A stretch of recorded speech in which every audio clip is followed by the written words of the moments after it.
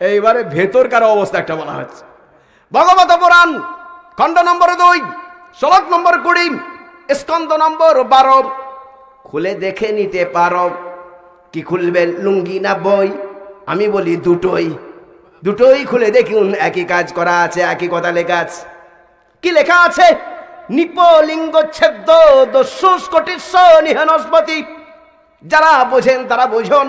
নি মানে ওয়ালা, উপ মানে ডগা আগা, লিঙ্গ মানে লিঙ্গ, লিঙ্গের ব্যাখ্যা করলাম না, আব্বা আছেন, ভাই আছেন, বোন আছেন। ছেদ্য মানে কাটা, নিপলিঙ্গ ছেদ্য, লিঙ্গের অগ্রভাগ থাকবে তার কাটা। বন্ধু আমার, দোস্ত আমার, ওনারা বলে দিয়েছেন নিপলিঙ্গ ছেদ্য দস্যুষ কোটিস্ব নিহনস্পতি। আমরাও পড়লাম কোরআনে, ওমা আতাকুমুর রাসূলু ফাখুযুহু। রাসূলের আদর্শ তোমরা গ্রহণ করে নাও। আল্লাহ রাসূলের আদর্শ কি সেখানে বলে দেওয়া হয়েছে, আল খিতানু মিনাল ফিতরাম।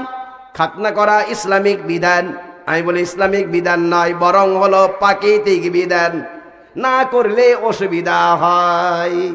সর্বপ্রথম কে খাতনা করেছেন? ইব্রাহিম আলাইহিস সালাম। কে? ইনি বললেন ইব্রাহিম আলাইহিস সালাম। ঠিক বলেছেন। সর্বপ্রথম খাতনা কে করেছেন? ইব্রাহিম। ওয়াত্তাবিউ মিল্লাতা আবিকুম ইব্রাহিম। তোমাদের পিতা ইব্রাহিম আলাইহিস সালামের আদর্শ গ্রহণ করো। তিনি সর্বপ্রথম খাতনা করেছেন। হযরত মুহাম্মদ সাল্লাল্লাহু আলাইহি সাল্লাম সুন্নতিকরণ করে দিয়েছেন। 80 বছর বয়সে নিজের কুড়ুল দিয়ে নিজে খাতনা করেছেন। সর্বপ্রথম চুল বেঁকেছে কার? সর্বপ্রথম চুল বেঁকেছে ইব্রাহিম আলাইহিস সালামের। সর্বপ্রথম যখন চুল পাকলো, হযরত ইব্রাহিম আলাইহিস সালাম বললেন, আল্লাহ এ কি হলো, রোগ হলো নাকি? আল্লাহ বললেন, না, রোগ নয়, এটা আমার ইজ্জত সম্মান। দেখবেন একটা লোক চুল কালো বয়স বেশি, আর একটা লোক চুল পাকা বয়স কম, যদি সম্মান করতে হয় কাকে করবে? কালো চুল ওলাকে না পাকা চুল ওলাকে? পাকা চুল ওলাকে। কিন্তু তার কিন্তু বয়স কম, চুল পেকে গেছে বলে ওকে সম্মান করছে। ইব্রাহিম আলাইহিস সালাম বললেন, জিদিনি ইজ্জাতান, এ আল্লাহ ইজ্জত আমার বাড়িয়ে দাও। চুল একটু একটু পেকে ছিল, পুরো চুলটাই পেকে গেল। হযরতে ইব্রাহিম আলাইহিস সালাম এটা ইজ্জতটাকে বাড়িয়ে নিলেন। আর আমাদের কিছু লোক আছে, সে কি করছে? কালো কলপ করছে আর বলছে আমি শিং ভেঙে বাছুরের দলে ঢুকবো, তাই না? শিং ভেঙে বাছুরের দলে ঢুকবে, লোক ঠিক বুঝতে পারবে দুদিন পরে যখন গোড়া থেকে সাদা বেরোচ্ছে। বন্ধু আমার, দোস্ত আমার, সর্বপ্রথম মেহমানদারি করেছেন হযরতে ইব্রাহিম আলাইহিস সালাম। অতএব তোমরা এটাকে গ্রহণ করে নাও। রাসূলুল্লাহ সাল্লাল্লাহু আলাইহি সাল্লাম ইন্তেকালের সময় বলছেন কি, আমি যেমন ভাবে মেহমানদারি করতাম, অন্যান্য অমুসলমানরা যদি আসে তাদের সঙ্গে তুমি ওই রকম মেহমানদারি, অতিথি আপ্যায়ন করবে। ইন্তেকালের সময় তিনি বলছেন, দেখো আমি যেমন করে মেহমানদারি করেছি, অতিথি আপ্যায়ন করেছি, কোনো অমুসলমান যদি এসে যায় তার সঙ্গে তুমি ওই রকমই মেহমানের মতো, তুমি অতিথির মতো ব্যবহার করবে। কে বলেছেন এটা? হযরত মুহাম্মদ সাল্লাল্লাহু আলাইহি ওয়াসাল্লাম। কখন? বিছানায় শুয়ে ইন্তেকালের আগে। কোরআন কি বলছে? ওটাই লিখেছে কোরআনে। আল কোরআন পারা নম্বর 10, সূরা তাওবা পৃষ্ঠা নম্বর 2। আল্লাহ তাআলা বলেন, وَإِنْ أَحَدٌ مِّنَ الْمُشْرِكِينَ اسْتَجَارَكَ فَأَجِرْهُ। কোন অমুসলিম যদি তোমার কাছে আশ্রয় চায়, তুমি তাকে আশ্রয় দিয়ে দাও। এসেছে কামালের কাছে কমল, ভাই একটু আশ্রয় দিতে হবে। কামাল বলবে, ভাই কমল চলে আসো। এসেছে জয়নালের কাছে জয়দেব, জয়নাল বলবে জয়দেবকে, ভাই আসো এখানে বসো।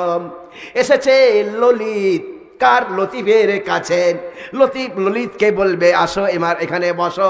কোরআন বলছে, ওয়াইন আহাদুম মিনাল মুশরিকিনা ইস্তাজারাকা ফাজিরহু। মুশরিক পৌত্তলিক যদি আশ্রয় চায় তাকে তুমি আশ্রয় দান করো।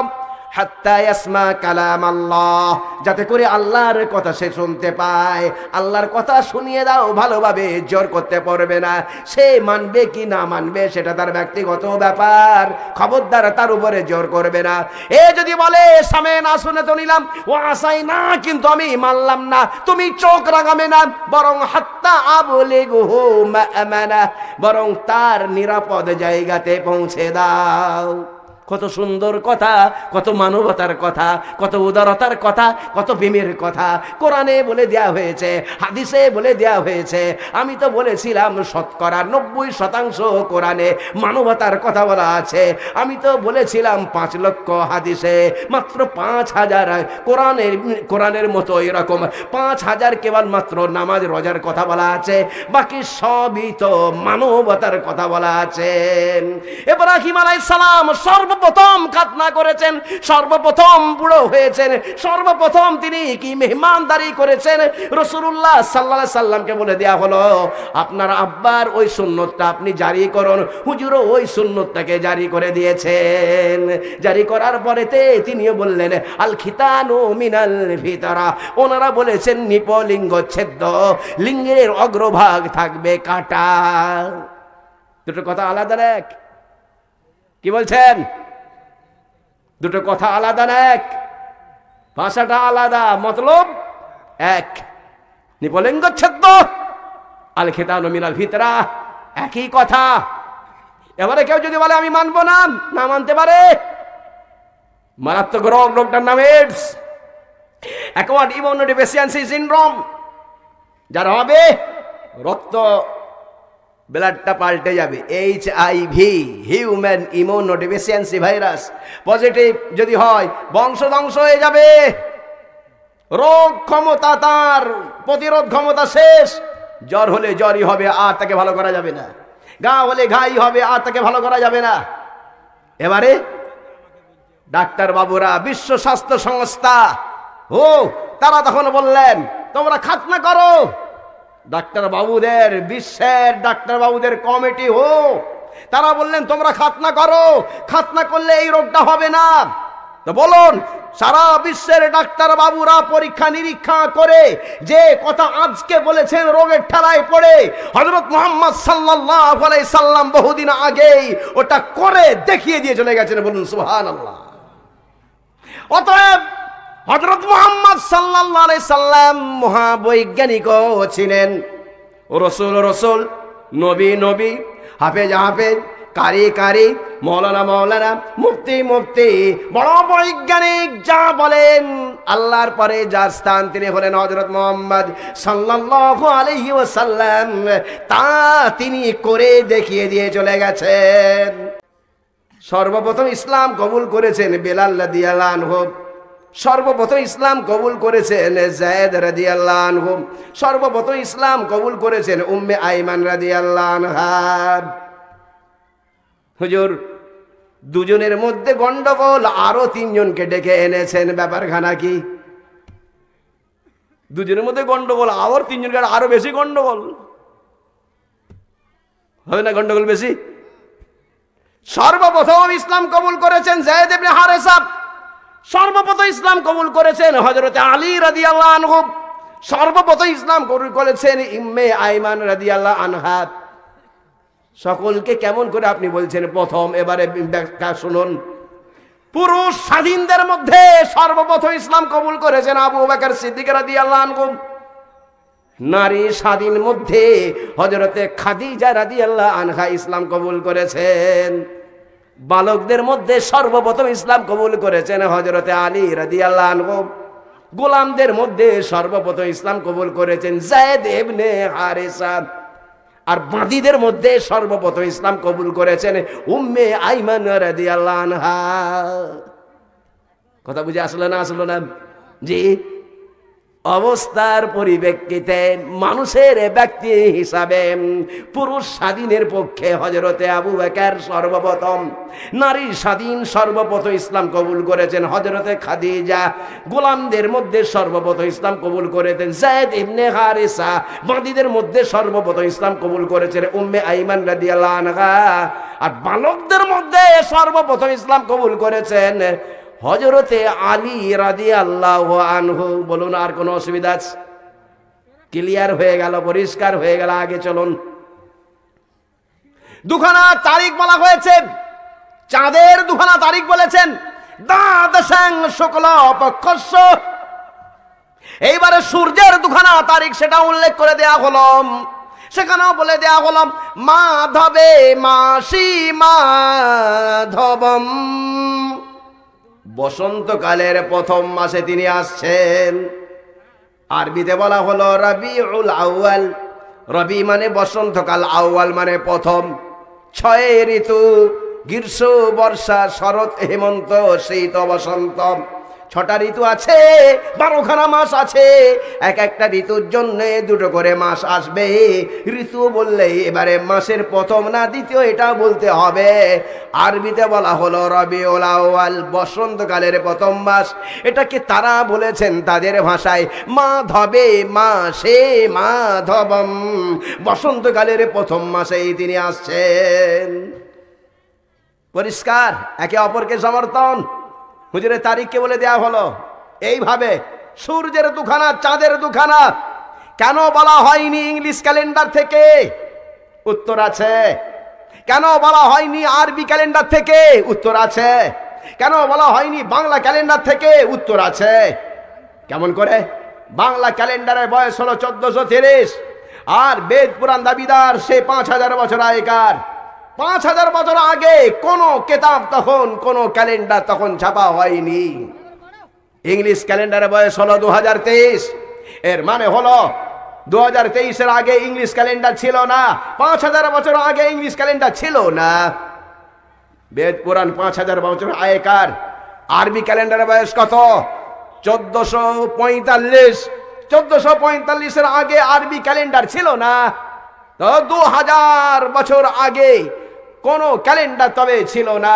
5000 বছর আগে তারা বলবে কি দিয়ে? সমস্ত ক্যালেন্ডারের পিতা আর মাতা ছিল, একটা নাম চন্দ্র আর একটা নাম সূর্য। এখান থেকে দুখানা তারিখকে উল্লেখ করে দেওয়া হয়েছে। বলুন সুবহানাল্লাহ। রাসূলুল্লাহ সাল্লাল্লাহু আলাইহি ওয়াসাল্লামের কজন খলিফা? রাসূলুল্লাহর 4 নাম তাদের শোনো। আবু বকর, ওমর, ওসমান, আলী, 4 জন। রাসূলুল্লাহ সাল্লাল্লাহু আলাইহি সাল্লামের 4 জন খলিফা। আবু বকর, ওমর, ওসমান, আলী রাদিয়াল্লাহু আনহুম 4 জন। ওনারা বলছেন চতুর্ভি ভাতিভি দেবং কারিস্বামী কলিক্ষয়ম। চতুর মানে 4, ভাতি মানে খলিফা, কারিস্বামী এমন একজন ঋষি, কলিক্ষয়াম, কলি মানে যুগ, অক্ষম মানে শেষ। শেষ যুগে ঋষি যখন আসবেন তার 4 জন খলিফা থাকবেন। কোন দেব দেবীর 4 জন খলিফা নেই। ব্যতিক্রম হলেন হযরতে মুহাম্মদ সাল্লাল্লাহু আলাইহি সাল্লাম। তারই কেবলমাত্র 4 জন খলিফা ছিলেন। 4 জন খলিফার কথা এটা উল্লেখ করে দেওয়া হয়েছে। হুজুর সাল্লাল্লাহু আলাইহি সাল্লামের যুদ্ধকালীন পরিস্থিতি, তিনি মাতৃভূমি ত্যাগ করেছেন নিরাপত্তার অভাবে। মদিনায় গিয়ে তিনি রাষ্ট্র কায়েম করেছেন। মদিনার কি নাম ছিল? মদিনার নাম ছিল আগে ইয়াসরিব। এখনো পর্যন্ত ইয়াসরিব শব্দটা বাকি আছে কোরআনে, এখনো পর্যন্ত বাতিল করা হয়নি। কোরআনে বলা আছে ইয়া আহলা ইয়াসরিব লা মুকামা লাকুম, হে ইয়াসরিববাসী এখানে তোমাদেরকে থাকা হবে না। আজও ইয়াসরিব শব্দ বাকি আছে। হযরত মুহাম্মদ সাল্লাল্লাহু আলাইহি সাল্লাম সেখানে গিয়ে ইয়াসরিব নামটাকে পাল্টে দিয়ে নাম করে দিয়েছেন মদিনা। মদিনা মানে হলো মোহাব্বত, মাদানী মানে হলো জায়গার নাম, মদিনা মানে হলো রাষ্ট্রনগর, নাগরিক। মদিনা মানে নগর, মাদানী মানে নাগরিক। হুজুর সাল্লাল্লাহু আলাইহি সাল্লাম 4টে ধর্মের মানুষকে ডাকলেন। তখনকার জামানার লোক ছিল ইহুদি, খ্রিস্টান, পৌত্তলিক। যারা পুতুল পূজা করে, দেব দেবীর পূজা করে, তাদেরকে বলা হয় পৌত্তলিক। তাদেরকে আর মুসলমানকে 4খানা ধর্মের মানুষকে নিয়ে রাষ্ট্র কায়েম করেছিলেন। এরই নাম হলো গণতন্ত্র। কি নাম বললাম? গণতন্ত্র। সকলেই বলে গণতন্ত্র, কিন্তু চালাই কি গণতন্ত্র না গন্ডগোল তন্ত্র? কি চালাই বলেন? নাম দেশের গণতন্ত্র, কাম নেতাদের গন্ডগোল তন্ত্র। ঠিক না বেঠিক? এই জন্যই পৃথিবীতে আজব আসে, করোনা আসে, ভাইরাস আসে, তাই না? নাম শুনেছেন না শোনেননি? করোনা। করোনার আর একটা নাম কি? জি, করোনার একটা নাম কি? কোভিড। জানা নেই নাকি? করোনা মানেটা কি কে বলবেন? কে জানেন করোনা মানে কি? করোন মানে হলো রাজমুকুট। কি বললাম? করোন মানে কি? রাজমুকুট। আপনি যেটা পড়েছেন ওটা নামাজের টুপি। খেলোয়াড়রা যেটা পড়ে ও কিন্তু মাথায় থাকে, ওকে বলে ক্যাপ। ড্রাইভাররা যেটা পরে ওটার নাম হেলমেট। রাজারা যেটা পরে ওর নাম হলো করোন। করোনা নাম কেন দিয়েছে? কে দিয়েছে? দাড়িওয়ালা টুপিওয়ালা কোনো খেপা মৌলু সাহেব নয়। দিয়েছে কারা? সমস্ত ডাক্তার বাবুদের যারা নেতা, তারা মিলে, সকলে মিলে এটা দিয়েছে। তারা নাম দিয়েছে করোনা। কেন? ওটা দেখতে নাকি কেমন?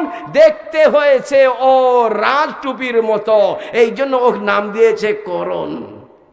ও থেকে হয়েছে করোনা। আল্লাহর আযাব এসেছে।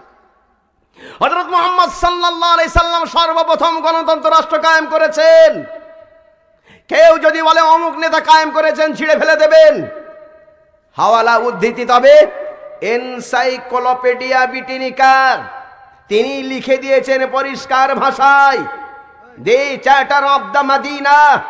এইখানে ওখানে বলে দেয়া হলো, হে জগতের মানুষ শোনো, পৃথিবীতে সর্বপ্রথম গণতন্ত্র রাষ্ট্র কায়েম করেছেন যিনি, তিনি হলেন হযরতে মুহাম্মদ মুস্তাফা সাল্লাল্লাহু আলাইহি সাল্লাম। বলুন সুবহানাল্লাহ, নারে তাকবীর। মদিনাতে হযরত মুহাম্মদ সাল্লাল্লাহু আলাইহি সাল্লাম তিনি সর্বপ্রথম গণতন্ত্র রাষ্ট্র কায়েম করেছে।